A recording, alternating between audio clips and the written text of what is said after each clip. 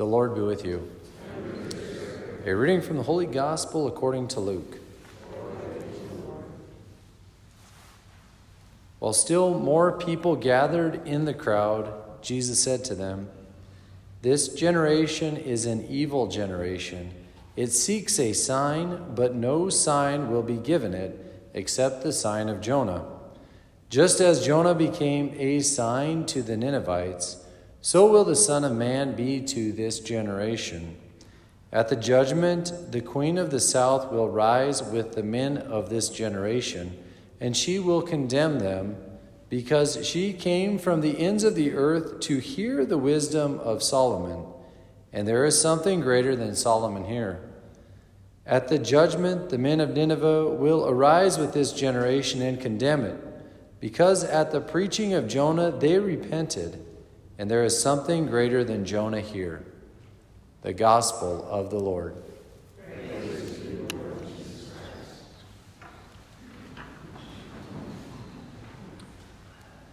St. John the 23rd, who we celebrate his feast day today, he's a good friend of mine.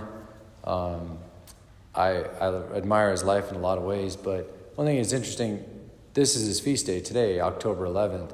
It's also the anniversary of the convening of the Second Vatican Council, which he inaugurated in 62, I believe.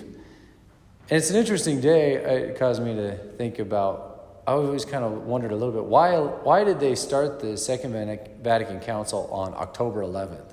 Like, it's just not a day. You know, the church always does things on big feast days or something. And October 11th has never seemed to be one for me. So I just did a little check-in, and what was going on October 11th in 62? Well, they would have abided by the old calendar in the Roman Missal, which had more feast days and, ones that were a little kind of outdated. But anyway, when I looked at that, October 11th then was what's called the maternity of the Blessed Virgin Mary. That was celebrated on October 11th, the maternity of the Blessed Virgin Mary, that she gave birth to God, right? The Mother of God. And in that sense, it seems very fitting that the Second Vatican Council was convened on October 11th, on her feast day at that time. And it's neat because the church is always referred to as Mother, Holy Mother Church.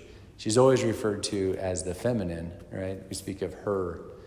And that's super comforting in just a lot of ways. For one, she teaches. She gives birth to through the sacraments, but she also teaches and gathers and guides like mothers do.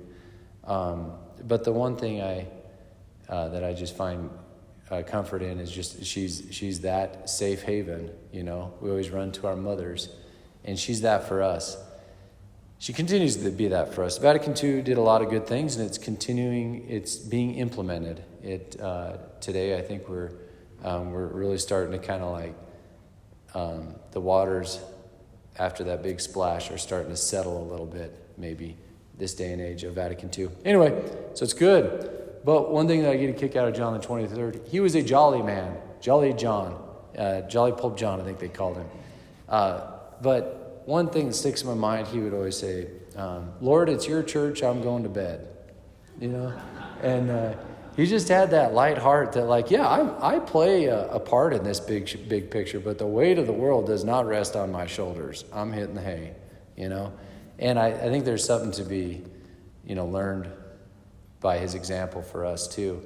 But one in that regard, in light of the church is that safe haven. The church is the place we can go and just be, okay, the weight of the world does not rest on my shoulders. Here I am, your son, your daughter. The church is that for us. And even as the whales of the world rise up, we can always still come here. Jesus is here in the Eucharist, right?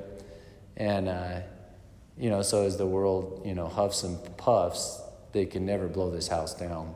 That's the security we have in Holy Mother Church, the Holy Catholic Church, who our Blessed Mother is an image of. So, a lot to be gleaned today. I think we have a lot to be grateful for St. John the 23rd, his example, his saintly example, also his pastoral care of the church, inaugurating, convening the Second Vatican Council.